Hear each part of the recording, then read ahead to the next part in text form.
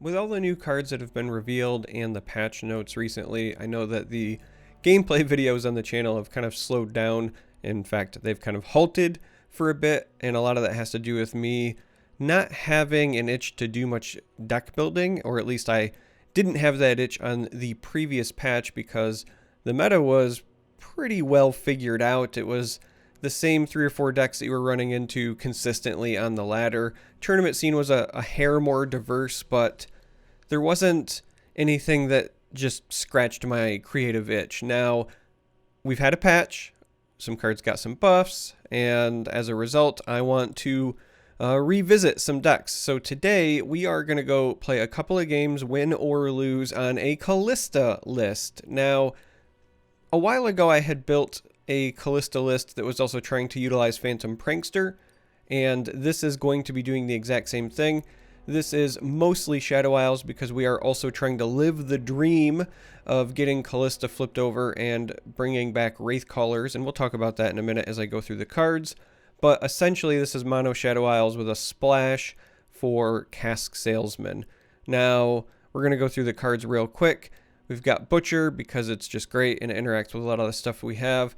Hapless Aristocrat and Cursed Keeper. These are, again, the targets you want to hit with Butcher, but also you run Butcher because it doesn't let you kill an ally, which is another Prankster trigger. So just kind of thinking ahead about suiciding your own units a bit. Now, we have Elise as one of our 2 champions, the other one being Kalista. Elise is here because we are running a fair number of spiders. We're not running maximum spiders by any means, but there's enough where you can occasionally level her up. But also, this is just a very efficient unit at 2, and it makes additional bodies, and those bodies mean additional triggers for Prankster. Glimpses, your primary source of card draw. 2 Haunted Relics. This is a card that I don't normally run in my Prankster lists. However, with the change to Kalista, this is now a 1-card trigger to level up Kalista. So, in my opinion, this is worth the inclusion now. I don't think you want it as a 3 of though, because it can still be pretty clunky if you're not running other ephemeral support. So we're running it for Kalista and as a 2 of right now. Mistwraith because we are also running the Wraith Caller, so you kind of want to pair them together. Vile Feast because it's great. Skitterer I think is still worth the inclusion even at a 3-2.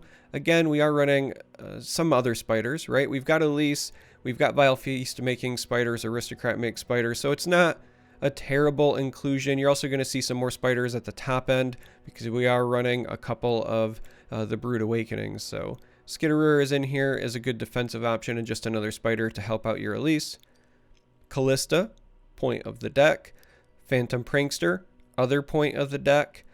Use Cask Salesman. Now, of all the things that I could splash for, you might be wondering why this. This could very well be Zed, for example, and I wouldn't fault you.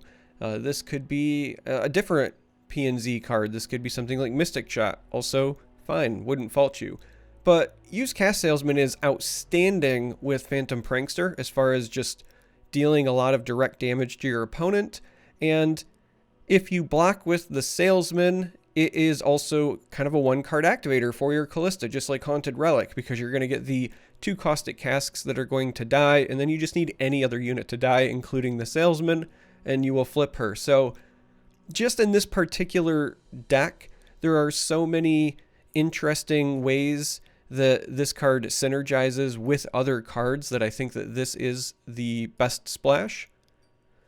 Then Wraith Caller, again, kind of the reason we're running mono Shadow Isles, but also because with the list, the things that you're kind of looking for are what are you trying to bring back with your Kalista. We could make this more of a mid-range list. We could make this more of an ephemeral list. But in this particular list, the things that I was focused on was getting additional permanent units every time you attack with Kalista. So the idea is Wraith Caller and Rekindler are the only 2 units in here with 4 attacks. So once you've played either one of these are what you're getting back with your Kalista. Rekindler will overwrite Wraith Caller, but by the time this comes down, that's what you want to get anyway.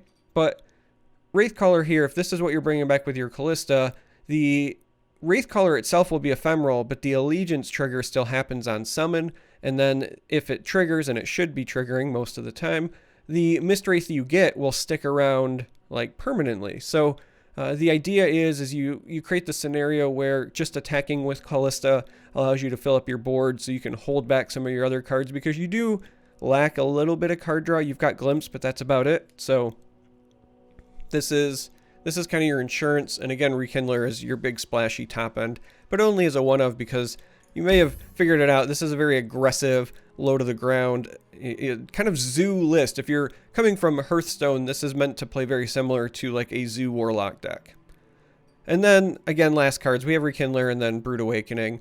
Brood Awakening, I wouldn't mind running it as a 3 of, but just because I wanted the one Rekindler is currently a 2 of, and that is again just meant to be another way to level up Elise, another way to give you a number of triggers for your Phantom Prankster, etc., etc. So we're gonna go ahead and say done, and we're gonna go jump in to some games. Like I said, we're gonna play 2 games, win or lose.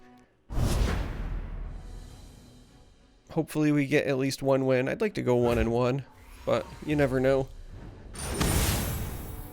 Shocker, it's Yasuo. So the games I've played today and the games that I've watched other people playing today, it's a lot of Yasuo. Yasuo seems to be, yeah, this looks fine, the big winner of the patch. And I don't necessarily mean in power level, but certainly in popularity. So what I've seen is an awful lot of Yasuo on the ladder.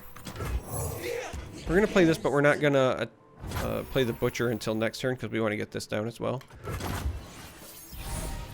And it makes sense because Demacia was popular before. And I think that Yasuo is actually pretty decent against mid-range, curve-heavy lists because of the recall effects. Like if you're spending all of your mana to play one threat, and then they're just, you know, bouncing it or answering it. Oh yeah, see, they're gonna ruin our fun there. It's too late for you.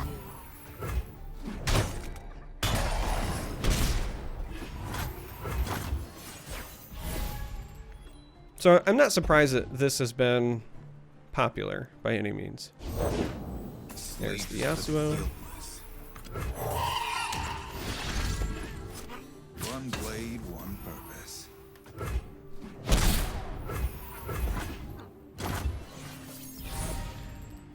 Now the question here is, how greedy do we want to be? I think the answer is pretty greedy, because they've got to save mana if they want to bounce something. Interesting. Okay.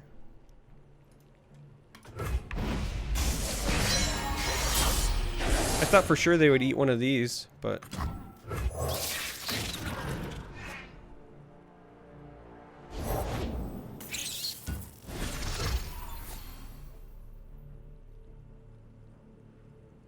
they can chump block this. The others have fearsome, so Yasuo has to eat one of those. And if Yasuo does not, that's a lot of damage, and if he does eat it, then we've got the Vile Feast, so.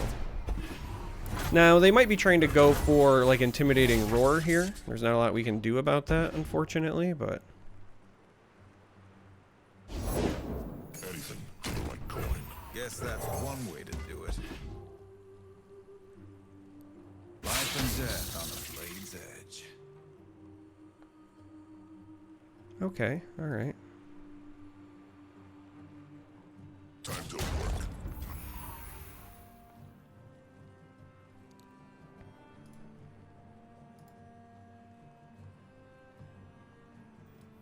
We want one of these to eat this, because that's just one more unit that can block our fearsome units, and that's honestly what we care about the most.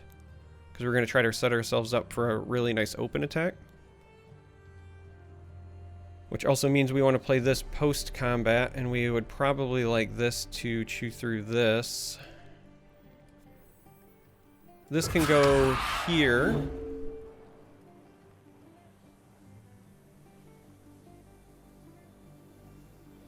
I think we do this. Because then when they eventually block with this,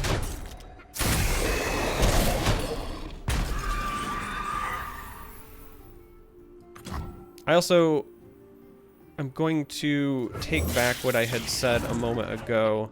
I don't think that we glimpse this, because that means one of our fearsome units is going to get stunned. Instead, I think that we play this Vile Feast here, because then it means this or the Keeper gets stunned. Should be the Spider, because that would be weaker on mana cost. So let's go ahead and put that there, because again, we're just trying to set ourselves up with the most profitable open attack that we can.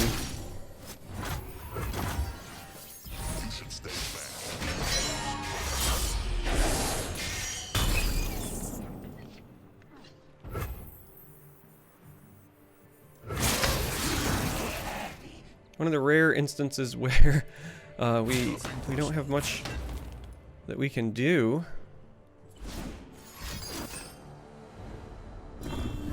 Okay. So they're stuck having to use Might to block, which is great for us. We get them down to 2. We want these trades, so as much as this might be tempting, I think you let that go, and then if they develop with this, now they don't have anything that can interrupt this play, so we'll take this, and then with what we draw, hopefully further develop. We'd like to find a champion.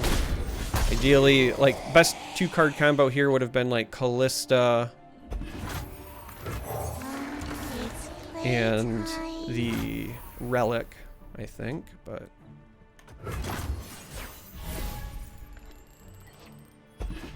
see, and there's the Cask Salesman.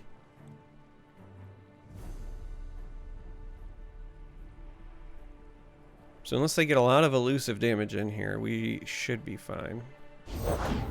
Death is like the wind, always by my side. Might even see the concede come out once this hits. There it is.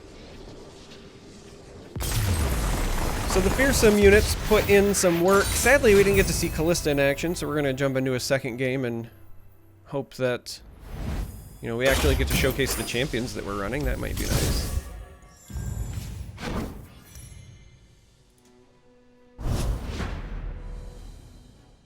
Very, I think, efficient opener, though. It's kind of what you would expect from most Prankster decks. I think that they might be a little underrated at the moment. They're one of the few that has the potential to race the Karma Ezreal lists if you can keep them from finding their healing. A lot of times you can find enough direct damage to burst them, at least with my Jinx list. The Jinx Prankster list that I run has been what I've been turning to when I want to climb, but unfortunately, lately it hasn't been very often that I've wanted to climb. Interesting to see Draven and Cat like this. This feels like it's going to be maybe hyper aggro. Let's throw this back because I would really like to try to find an aristocrat. Or a relic or something, because this is going to be our 2.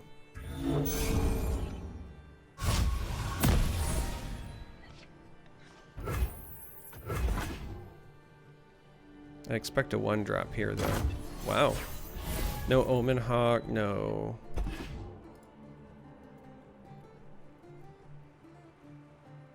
Big Nasty. This is actually a good spot to be in, because if they don't play anything, leading off with Elise makes an awful lot of sense.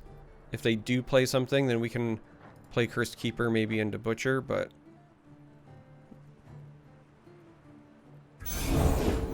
we march as one, an unstoppable force.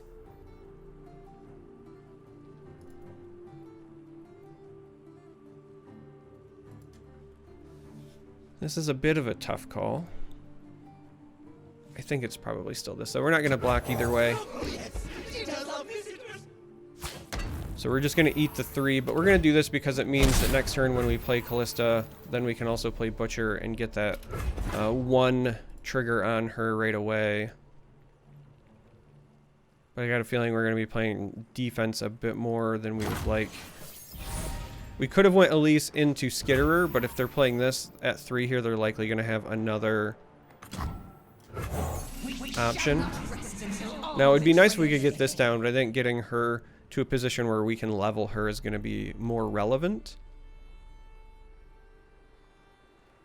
Because outside of something like Guillotine, I don't think this region combo has great ways to remove a Kalista. I have the best job.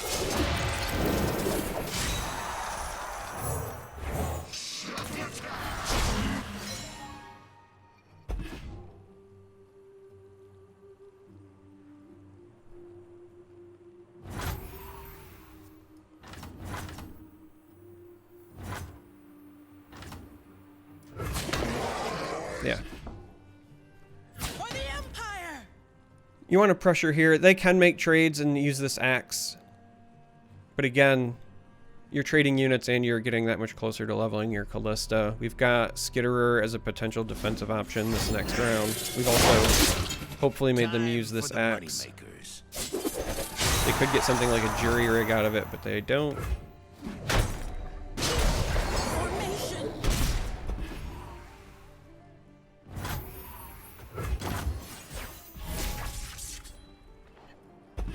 We just really want to annoy them. We got a lot of flexibility here with double 2-drops. Yeah, see, now they're saying, wait a minute. Forward!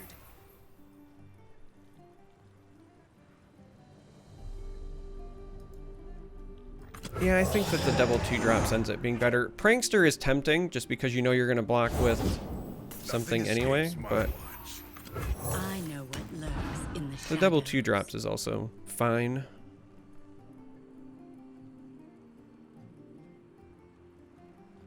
God asses need victims.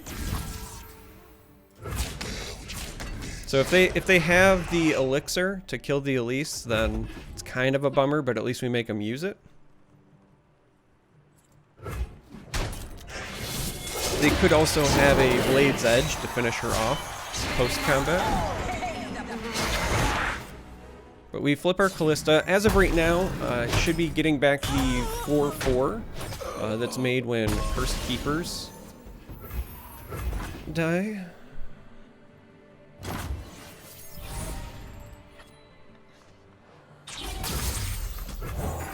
gonna go ahead with the Prankster because we want to get this damage when we attack.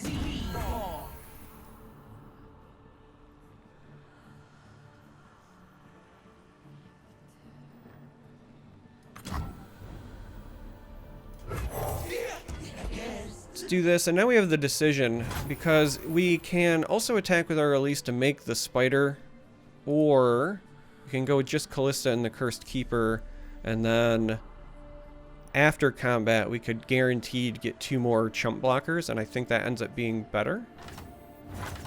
So we're gonna go this route. So again, this should be making the 4/4. This is our homeland.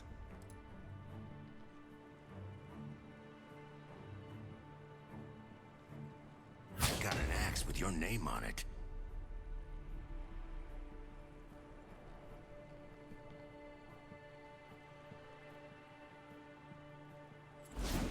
So I was gonna say, I suspect we're gonna see the axe here, but again, this works out just fine for us because combat resolves left to right.